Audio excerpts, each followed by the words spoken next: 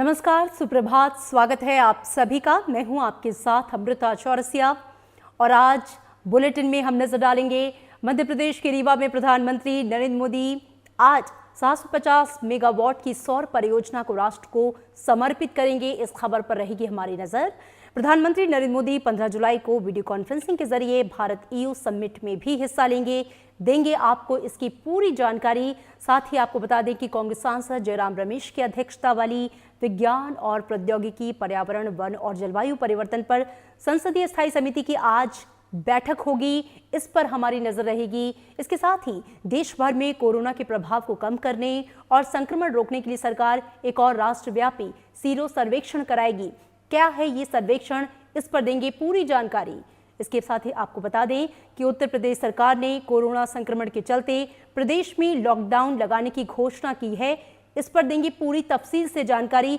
बाकी राज्यों में भी किस तरह से कदम उठाए जा रहे हैं, साथ ही देश और दुनिया की क्या स्थिति है, इसके अलावा और भी अहम खबरों पे होगी नजर। आइए शुरुआत करते हैं खबरों के सिलसिले की।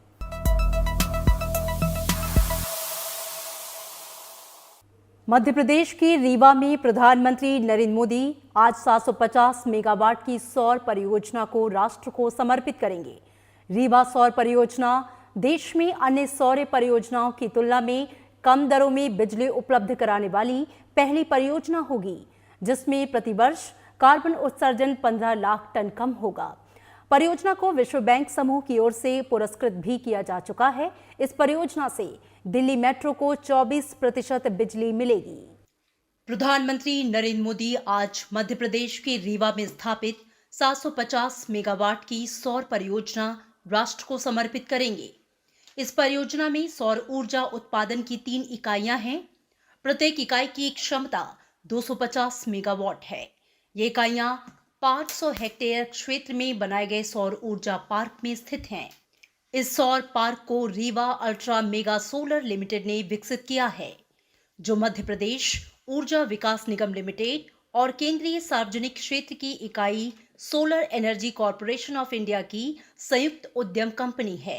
इस सौर पार्क के विकास के लिए RUMSL को 138 करोड़ रुपए की केंद्रीय वित्तीय मदद प्रदान की गई है।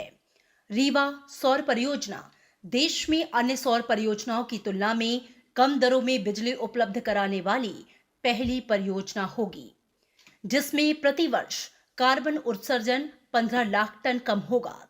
रीवा परियोजना को भारत और विदेशों में इसकी ठोस परियोजना संरचना और नवाचारों के लिए जाना जाता है।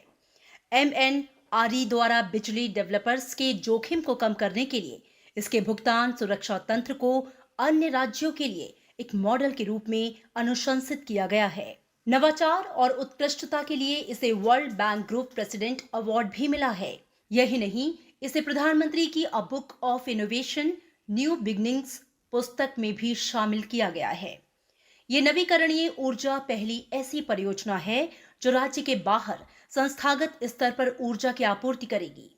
दिल्ली मेट्रो को इस परियोजना से 24% बिजली मिलेगी, जबकि बाकी 76% बिजली राज्य की बिजली वितरण कंपनियों को दी जाएगी।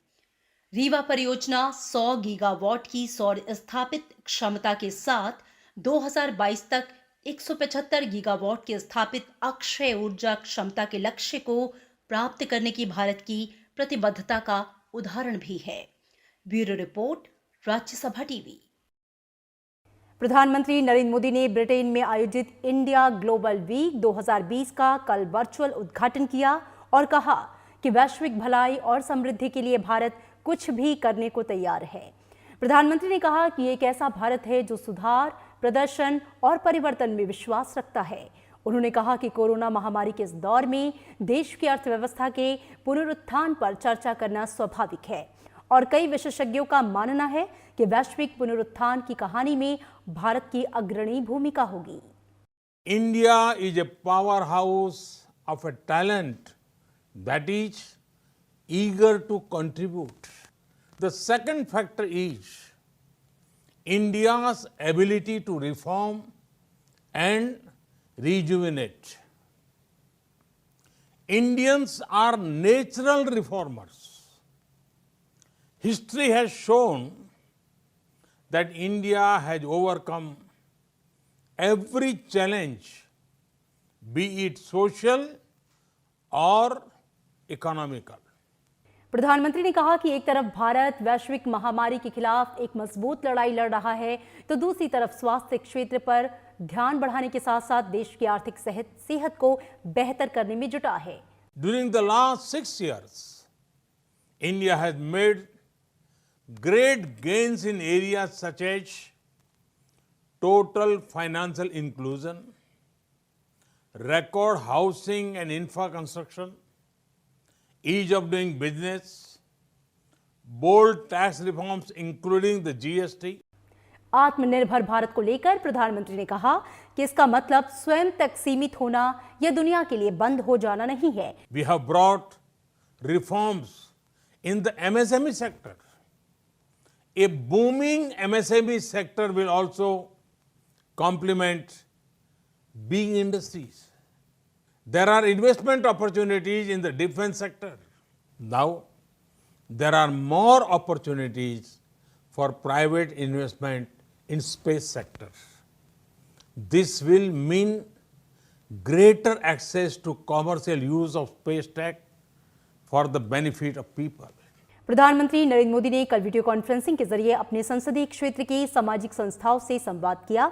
बातचीत के दौरान प्रधानमंत्री मोदी ने अपने अनुभव और लॉकडाउन के दौरान सामाजिक संस्थाओं द्वारा किए गए सराहनीय कार्यों को चर्चा के जरिए देश के सामने रखा। हर हर महादेव। हर हर महादेव के उच्चारण के साथ प्रधानमंत्री नरेंद्र मोदी अपने संसदीय क्षेत्र वाराणसी के सामाजिक संगठनों से रूबरू हुए। इस दौरान प्रधानमंत्री ने लॉकडाउन के दौरान बेहतर कार्य करने वाले समाज सेवियों से न केवल संवाद किया, बल्कि उनके कार्यों की सराहना भी की। कितनी ही बड़ी आपदा क्यों न हो, किसी को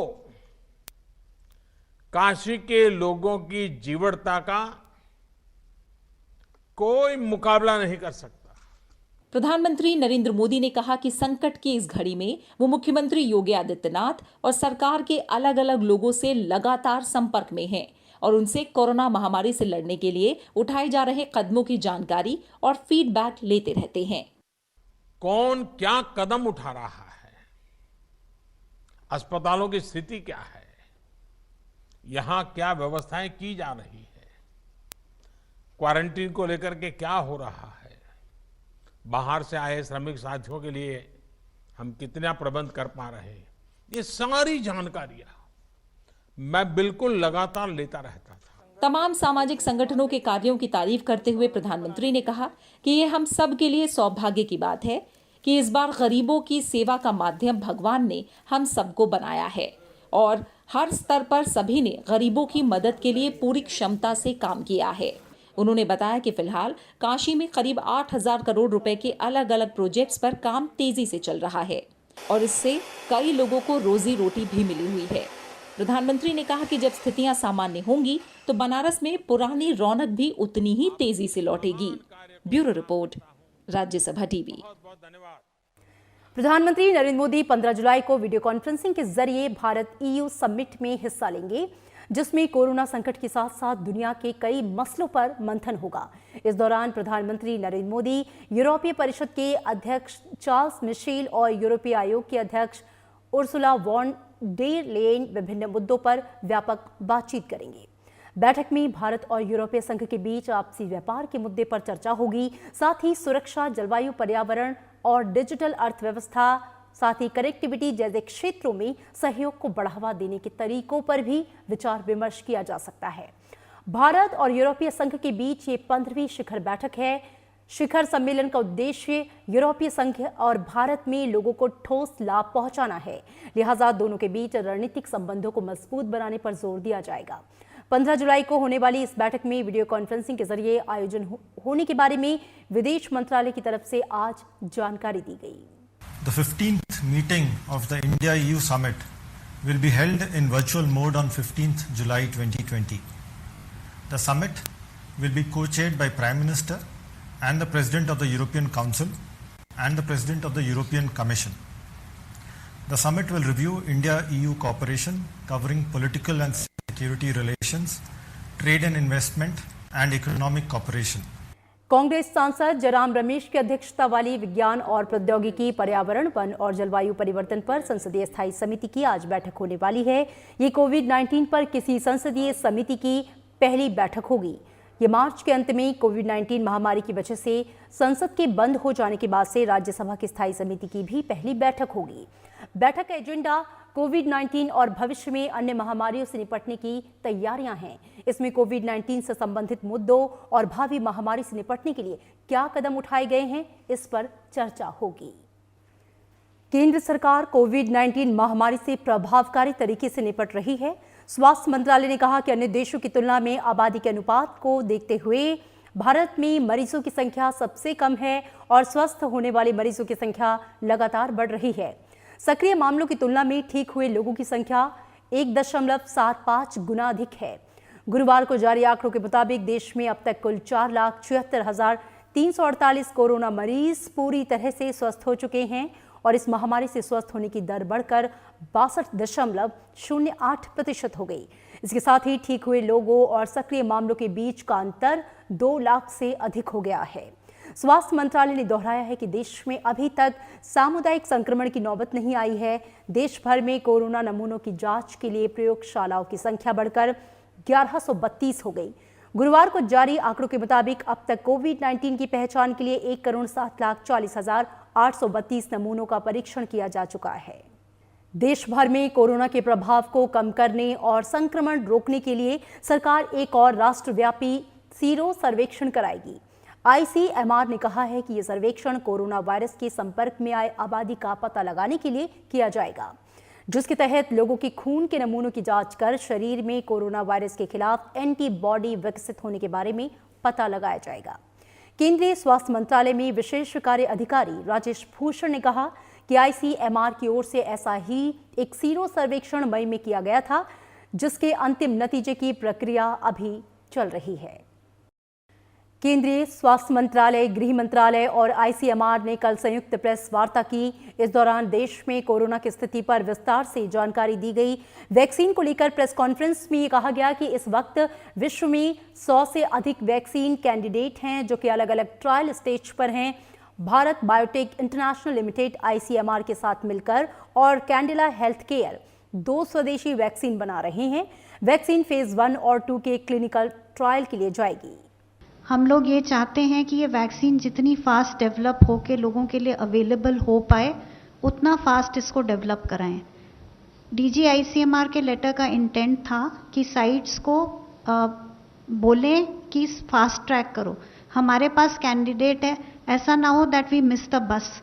और वैक्सीन की देखिए आज ज़रूरत है। अगर हम कन्वेंशनल मेथड्स में जाएंगे बनाने के और 2 साल बाद वैक्सीन लाएंगे तो उसका कोई फ़ायदा नहीं है।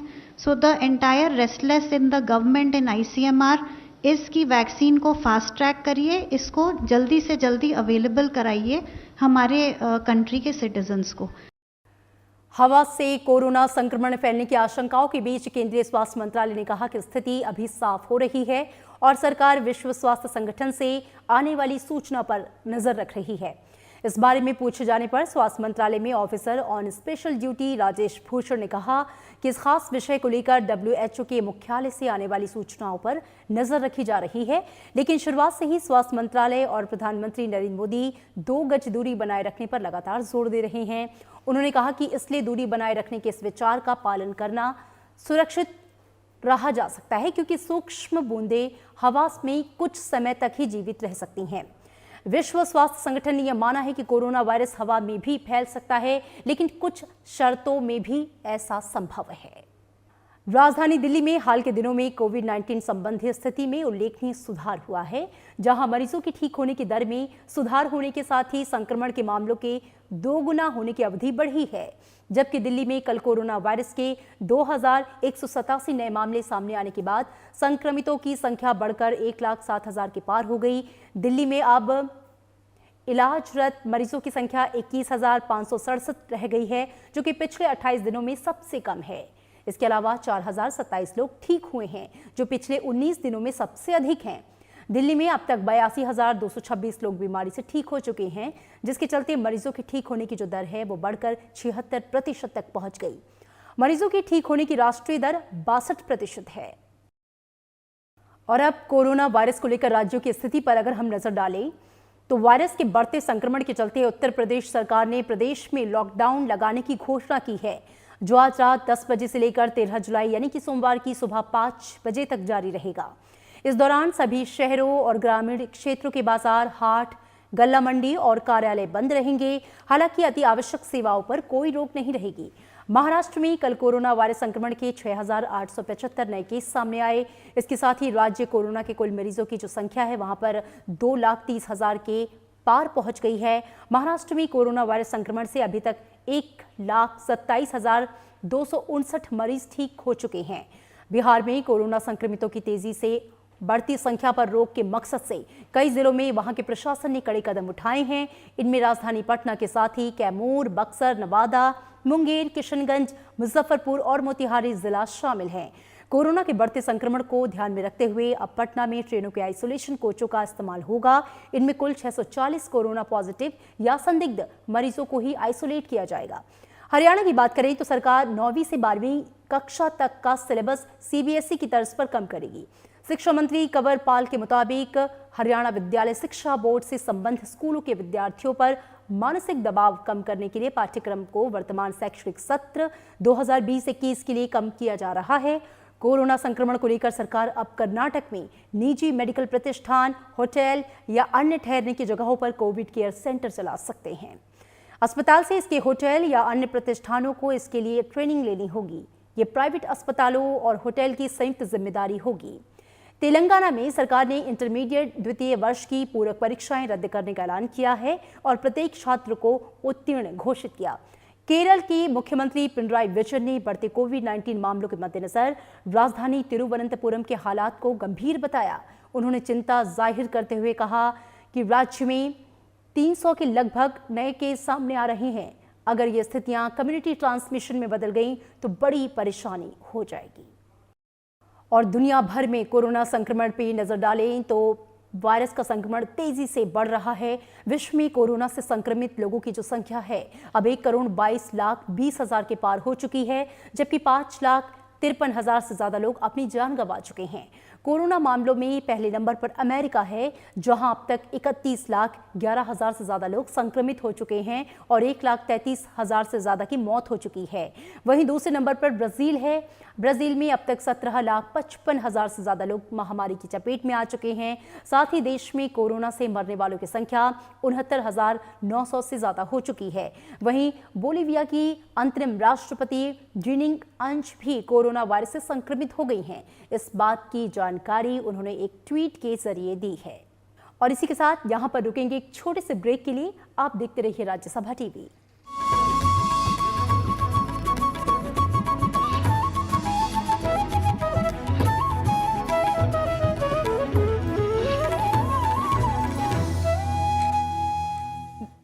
देखिए, कोरोना हम पर दो तरह के हमले करता है।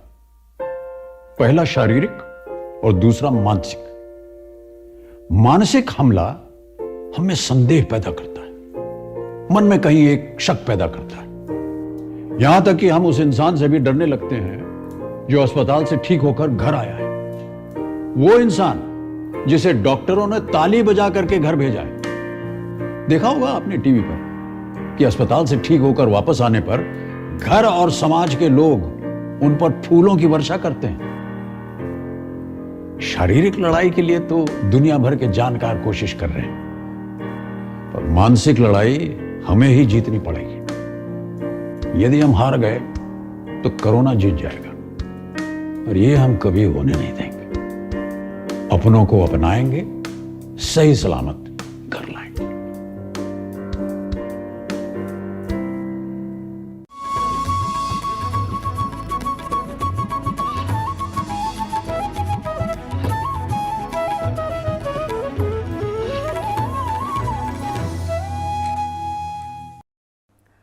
ब्रेक के बाद स्वागत है आप सभी का। आप देख रहे हैं राज्यसभा टीवी। खबरों में बढ़ेंगे आगे।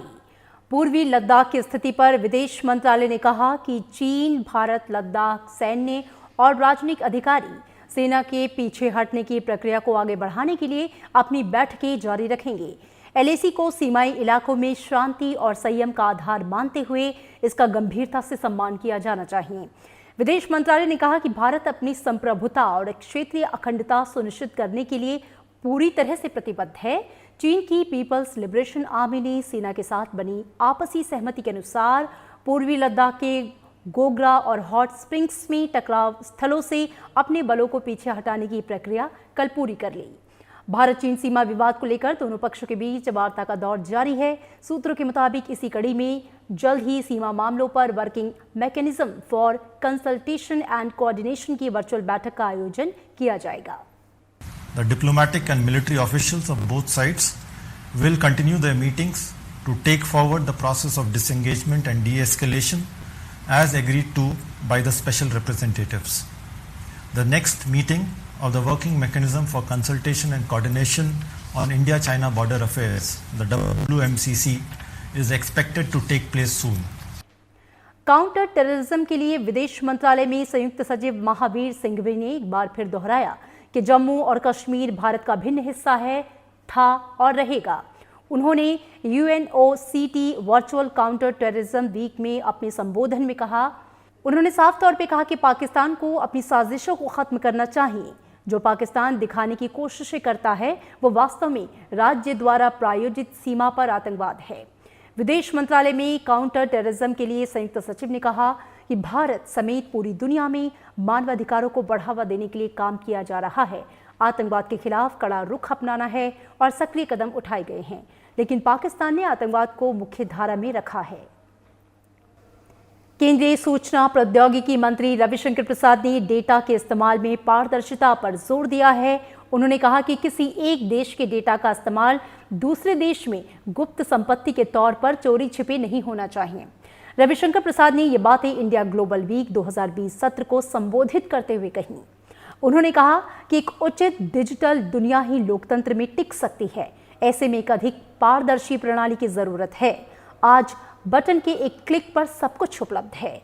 इस प्रणाली को बेहतर तरीके से कायम रखा जाना चाहिए। निजता, डेटा सुरक्षा और निगरानी पर उचित नियंत्रण के लिए यह जरूरी है। रविशंकर प्रसाद ने कहा कि देश में डेटा सुरक्षा कानून पर काम चल रहा है। True digital world can only survive in a democratic world. Do we need to have more transparency in our data management, in our data ecosystem? As far as India is concerned, I am very clear, and so is my Prime Minister. Data sovereignty shall not be compromised. Any sort of data imperialism is also plainly unacceptable. You may have seen, to protect the data of Indians, the privacy of India's security, we have taken some tough measures, and we shall continue to take those measures. राज्यों और केंद्र शासित प्रदेशों ने आत्मनिर्भर Bharat package के तहत वितरण के लिए 6.39 लाख मीट्रिक टन खाद्यान्न ले लिया है। केंद्रीय उपभोक्ता मामले, खाद्य और सार्वजनिक वितरण मंत्री रामविलास पासवान ने बताया कि राज्यों और केंद्र शासित प्रदेशों ने मई में 2 करोड़ 24 लाख और जून में 2 करोड़ 25 लाख लाभार्थियों को 2,32,433 मीट्रिक टन खाद्यान्न वितरित किया। उन्होंने कहा कि राज्य और केंद्र शासित प्रदेश आत्मनिर्भर भारत योजना के तहत आवंटित मुफ्त खाद्यान्नों में से बाकी रह गए खाद्यान्नों और साबुत चने के वितरण का काम 31 अगस्त तक पूरा कर सकते हैं। उन्होंने ये भी कहा कि मंत्रालय जनवरी 2021 तक सभी बाकी बचे राज्यों और केंद्र शासित प्रदेशों को एक राष्ट्र एक राशन कार्ड योजना में शामिल करने की कोशिश कर रहा है।